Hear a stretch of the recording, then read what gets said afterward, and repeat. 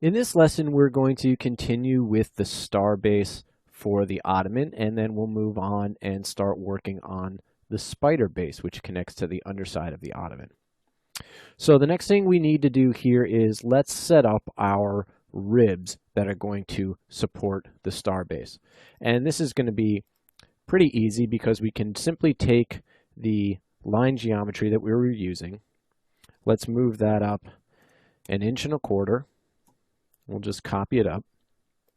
And then what we can do is simply offset these lines.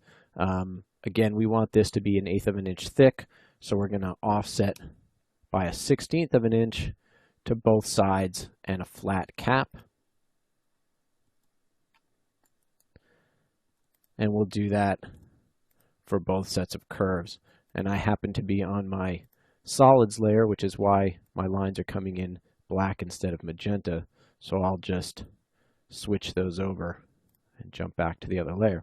Okay, so now that I've got these in place, I can simply take those offset curves and then just drag them up into an extrusion, cap both of them, and then with my solid tools, Boolean difference, taking away from these two using the star base, and there we go.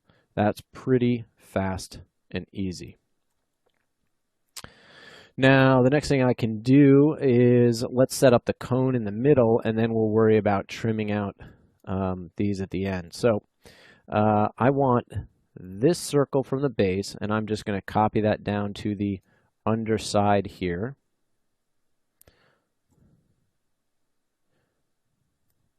And then I'm going to grab this smaller circle, and I'm going to drag that all the way down to be at the bottom.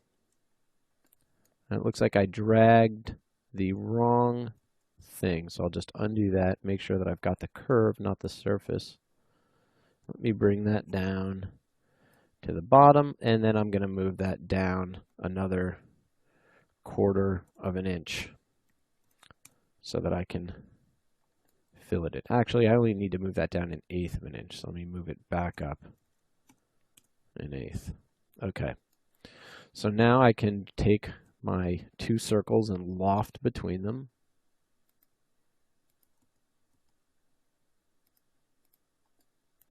And then I can use my Boolean split command to split those two with the curve, and then I can just delete out those parts that I don't need. And while I'm down here, I might as well create the surface for the bottom of this, join these together, then fillet the edge with 1/8 inch radius. Okay, so I'm just going to hide one of these legs, and then just for the ease, using the circle that I used to generate the leg, drag that up, and actually going to need to do this on all sides. So I'll just hide all of these. Then I can just array this around. There are only 4 items this time. And then I can go through and do the Boolean split command again to each of these legs. So I'm going to take each of these legs to cut, and I'm going to use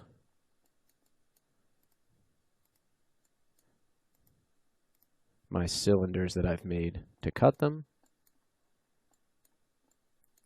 Then if I go in and just delete this stuff out, it'll be easier to see the little leftover parts that I need to delete out again. And then I'll be able to turn my legs back on and move up to start doing some of my surface features.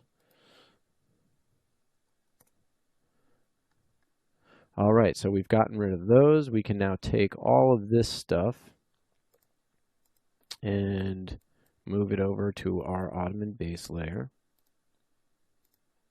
And then if we use the show command, we'll turn it back on. Okay.